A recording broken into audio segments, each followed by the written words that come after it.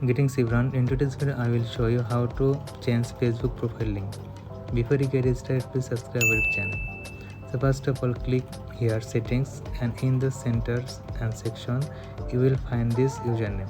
Click on it, and here we can see your public username is same as your tablet address. So in this username box you have to put your username, or you have to put your new Facebook link here. So I'm going to giving here, and here we can see this enemies not available. So I am trying and I will do it. Okay, is enemies available? After that, click on the sleep changes, and here you have to put your Facebook password, and I will click on submit, and here we can see my Facebook profile link has been updated.